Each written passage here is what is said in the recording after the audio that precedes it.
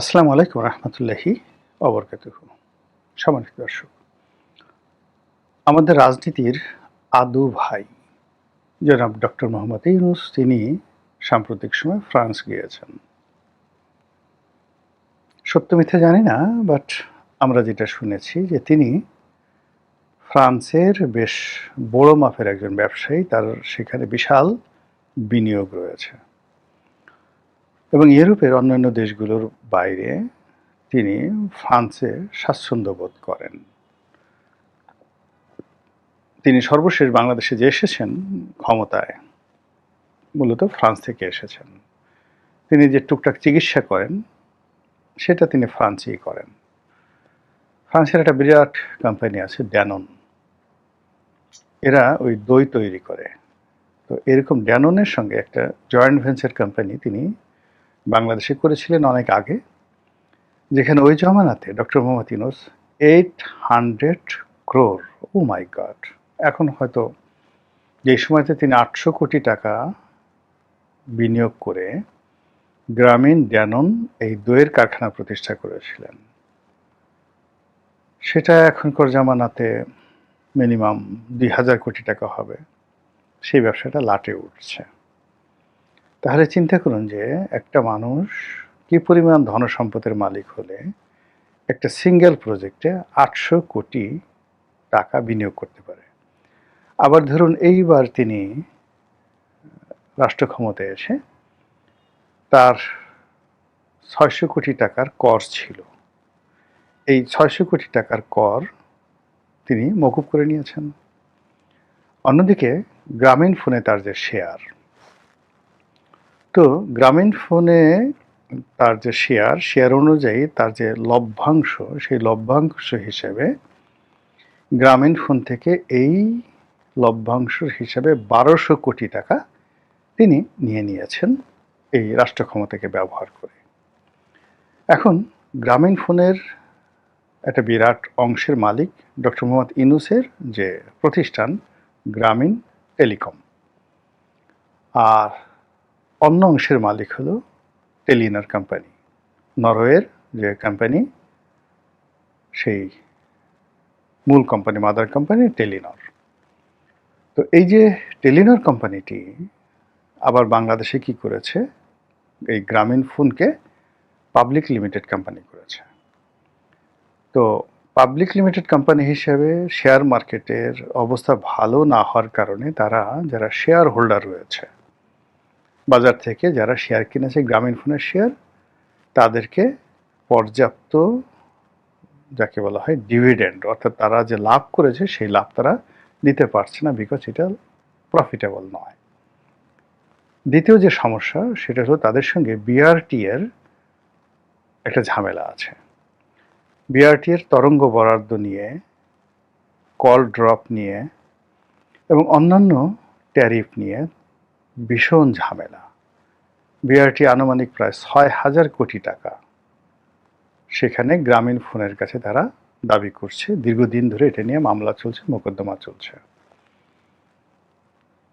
তো বিআরটি যেটা বলছে যে এই কোম্পানিটি অসৎ, এদের চরিত্র ভালো না, এরা সরকারকে ট্যাক্স ফাঁকি দেয়, কাজেই আদালতের নির্দেশে বলা হচ্ছিল যে এই কোম্পানি মানে গ্রামীণ ফোন যতদিন না পর্যন্ত তার যারা শেয়ার হোল্ডার আছে, যারা বাজার থেকে শেয়ার মার্কেটে গ্রামীণ ফোনকে বিশ্বাস করে, রাষ্ট্রকে বিশ্বাস করে শেয়ার কিনেছে, তাদের ডিভিডেন্ড না দিচ্ছে, যতদিন পর্যন্ত তারা বিআরটি এর এই যে 6000 কোটি টাকা, এটা কম বেশি হতে পারে, জাস্ট আমি একটা ফিগার বললাম, এই টাকাটা পরিশোধ না করছে, ততদিন পর্যন্ত এটার লভ্যাংশ হিসাব করে এটার লাভ যা আসে, এটা যারা মূল মালিক, মেজর শেয়ার হোল্ডার, তারা তাদের ডিভিডেন্ড নিতে পারবে না।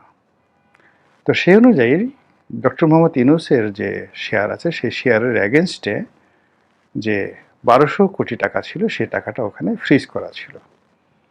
উনি ক্ষমতা গ্রহণ করার সাথে সাথে সেই 1200 কোটি টাকা নিয়ে নিয়েছেন। কোনো আইনের তোয়াক্কা নেই, অথচ এই 1200 কোটি টাকা দেওয়ার আগে অন্যান্য সমস্যাগুলো সমাধান করার কথা ছিল।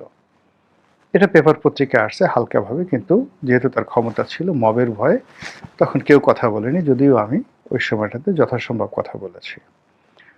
এইরকম একজন মানুষ যার বয়স এখন 86, 87, 88 বছর, এরকম, একে আমি রাজনীতির আদু ভাই বললাম। আদু ভাই বললাম এই কারণে যে অনেক আগের থেকে তার রাজনীতির প্রতি মানে তিনি আকর্ষণ তার ছিল, বা তিনি আকৃষ্ট ছিলেন। কিন্তু রাজনীতি করতে যে মেরুদণ্ড লাগে, যে বিরাট একটা যাকে বলে আত্মা লাগে, বিনিয়োগ করা লাগে, নিজের মানে প্লেটের খাবার নেতাকর্মীদের প্লেটে তুলে দিতে হয়, এরকম আত্মা ওনার কখনো ছিল না, এখনো নাই, কিন্তু তারপর তিনি হতে চাইতেন। আর এরকম চরিত্রের যারা মানুষ, তারা করে কি, কারো জুতা চাটে, কারো পা চাটে। আমাদের এই গতানুগতিক রাজনীতিতে ধরেন মন্ত্রী হওয়ার দরকার, এমপি হওয়ার দরকার, কিন্তু ওরকম যোগ্যতা নাই। এই জন্য হয় কি, দলের যিনি প্রধান, শেখ হাসিনা হন, তারেক জিয়া হন, খালেদা জিয়া হন, তাদের পা চাটতেই হবে, জুতো চাটতে হবে, ঝাড়ু দিতে হবে। এই কাজগুলো অনেকে করে কাঙ্ক্ষিত মাকামে পৌঁছে যান। ডক্টর মোহাম্মদ ইউনূস এই কাজটি বাংলাদেশে না করে সারা দুনিয়াতে তারা এই কাজটি তিনি করেছেন। করে সামহাউ মার্কিন ডিপ স্টেট হোক, অন্যভাবে হোক, যেভাবে হোক, তিনি ম্যানেজ করে বাংলাদেশের প্রধানমন্ত্রীর পদটি, প্রধান উপদেষ্টা রূপে তিনি অলঙ্কৃত করেছেন একেবারে বুড়ো বয়সে। এই জন্য আমি তাকে রাজনীতির আদু ভাই বলি বা বললাম। এর আগে আমি তাকে দাদু ভাই, ঠাদু ভাই বলেছি। দাদার মানে আমার দাদা জীবিত থাকলে হয়তো দাদা 100 বছর হয়ে গেছে, কিন্তু আমার বাবার সাথে তিনি অনেক সিনিয়র, এই জন্য তাকে দাদা ভাই হিসেবে আমি বলার চেষ্টা করলাম। আমার ছোট দাদার মতো তার হয়তো বয়স। তো এই বয়সে তিনি রাজনীতি করলেন। রাজনীতিতে এসে তার সারা জীবনের যে অর্জন, সেটি হারালেন। মানুষ এখন তাকে বিশ্বাস করে না, তাকে ঘৃণা করে, তাকে দুই চোখে দেখতে পারে না। এবং সারা বাংলাদেশের বহু মানুষ টকবগিয়ে ফুটছে কখন দাদু ভাইকে একটু আদর করবে, কখন আদু ভাইকে একটু যত্ন করবে, কখন তার যারা কিচেন ক্যাবিনেট যে লোকজন আছেন, তারা কি মরিচ দিয়ে এই দেশ জাতিকে রন্ধন করেছেন, কি মশলা দিয়ে তারা এই জাতিকে কাবাব বানিয়েছেন,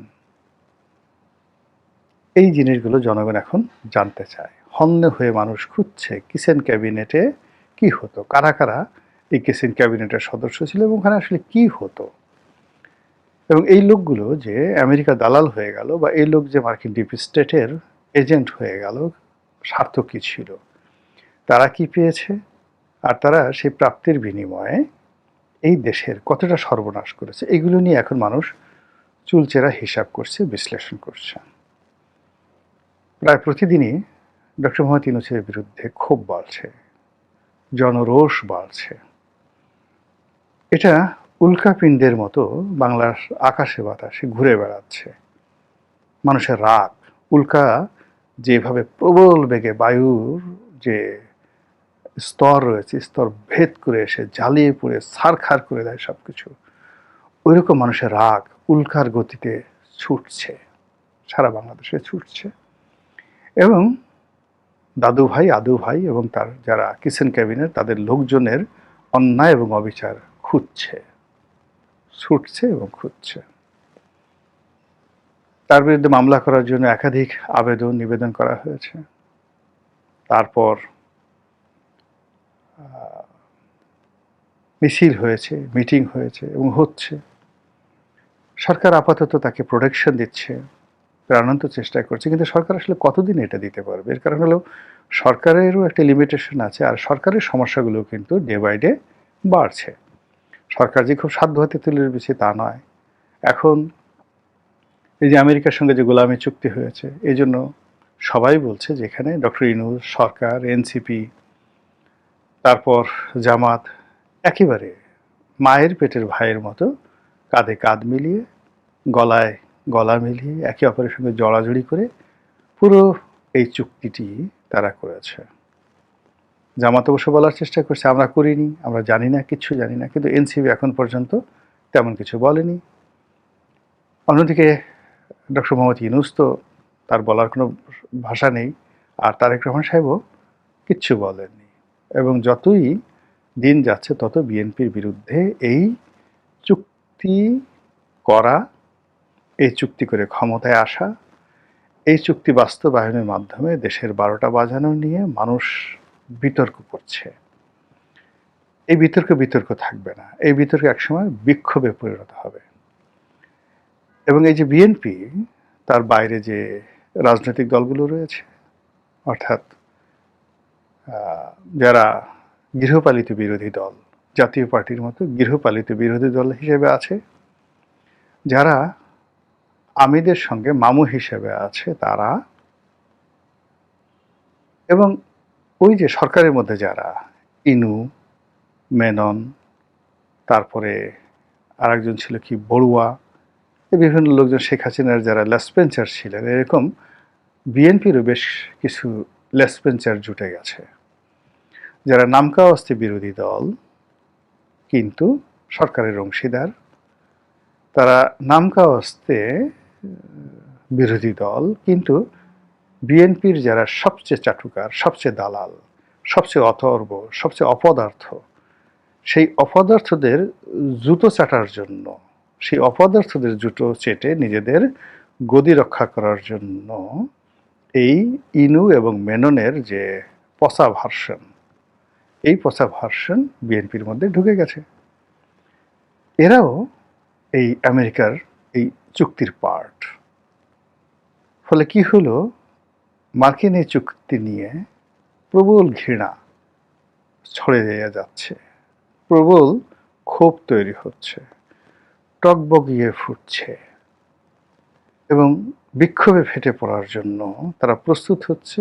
আর বিএনপির যারা প্রতিপক্ষ ঠিক এটা নিয়ে খেলাধুলার চেষ্টা করছে। ফলে এখন বিএনপি তার সঙ্গে সঙ্গে যারা মানে গৃহপালিত বিরোধী দল আছে, যারা বিভিন্ন নাটক করছে, সিনেমা করছে, বিভিন্ন রকম পরিবেশ পরিস্থিতি তৈরি করছে, সবাই অ্যাজ এ হোল মনে হচ্ছে তারা ইউনূসের ডান হাত, ইউনূসের বাম হাত, ইউনূসের মস্তিষ্ক, ইউনূসের পেট, মানে ইউনূসের যে পার্টস অফ স্পিচ আছে না, নাউন, প্রোনাউন, অ্যাডজেক্টিভ, তদ্রূপ ডক্টর মোহাম্মদ ইউনূসের নাউন, প্রোনাউন, অ্যাডজেক্টিভ রূপে, প্রিপোজিশন, কনজাংশন, ইন্টারজেকশন রূপে তারা, যারা এই মুহূর্তে বাংলাদেশের রাজনীতিতে আছেন, সবাই অ্যাজ এ হোল, সবাই মিলে এখন সেই ইউনূসের মতোই, ইউনূসকে নিয়ে যেভাবে মানুষ ঘৃণা প্রকাশ করছে, সেইভাবেই তার প্রতি ঘৃণা প্রদর্শন করা হচ্ছে। আর এরই প্রেক্ষিতে জনাব আদুভাই তিনি ফ্রান্সে গেলেন। এখন ফ্রান্স থেকে তিনি কি আবার ফিরে আসবেন? যদি আসেন, ধরে নেবেন তিনি শক্তিশালী হয়ে আসবেন।